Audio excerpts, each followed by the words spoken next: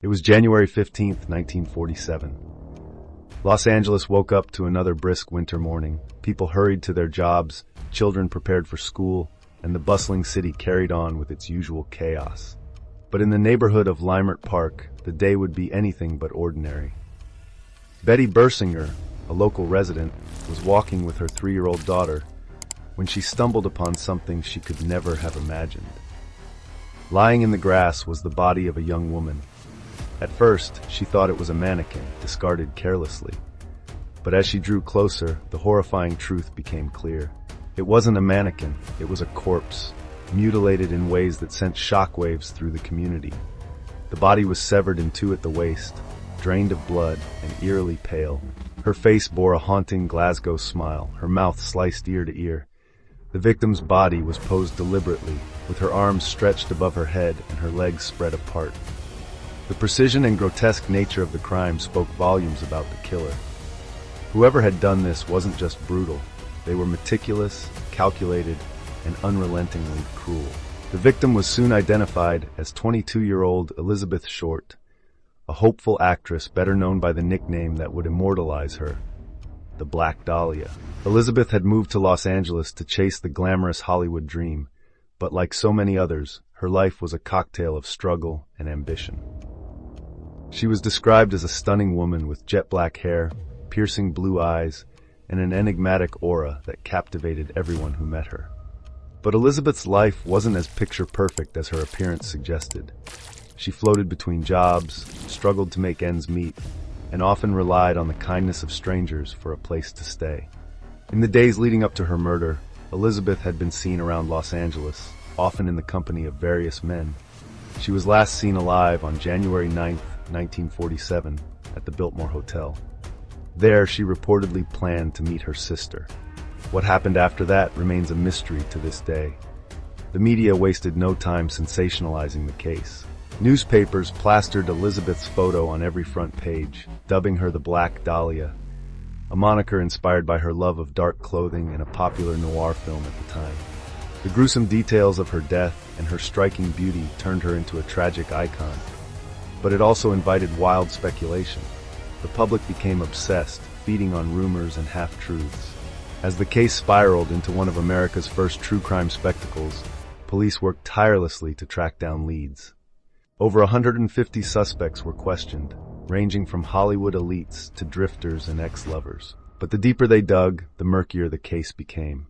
One suspect in particular stood out, Dr. George Hodel, a wealthy and eccentric physician with a dark past. Hodel's connection to the case would emerge decades later when his own son, Steve Hodel, a former LAPD detective, accused him of being the Black Dahlia killer. Steve's claims were based on chilling evidence, including a photo of a woman resembling Elizabeth found among his father's belongings and cryptic journal entries that hinted at a disturbed mind. Yet, George Hodel was never formally charged. His wealth and influence may have shielded him, or perhaps the evidence simply wasn't strong enough to convict him. To this day, his name lingers as one of the most compelling suspects in the case. As the investigation unfolded, strange and eerie elements began to surface. Weeks after Elizabeth's murder, police received an anonymous letter written in a chillingly playful tone. The sender claimed to be the killer and included personal items belonging to Elizabeth as proof. The letter was pieced together using magazine clippings, giving it an unsettling ransom note aesthetic. This wasn't the only communication from the supposed killer.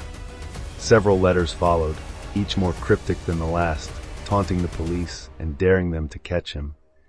But these messages led nowhere, only deepening the enigma surrounding the case. The Black Dahlia murder wasn't just a crime, it became a cultural phenomenon. Elizabeth Short's name became synonymous with the dark underbelly of Hollywood, a stark reminder of how dreams could turn into nightmares. Conspiracy theories flourished, ranging from a botched abortion to secret government experiments. Some even suggested that Elizabeth's murder was the work of a sadistic cult. But beneath the layers of speculation and sensationalism was a young woman whose life was cut short in the most brutal way imaginable. Elizabeth's family was left shattered, haunted by the unanswered questions and the knowledge that justice had eluded her. The years turned into decades, and the case grew colder. New evidence occasionally surfaced, reigniting public interest, but nothing definitive ever came to light.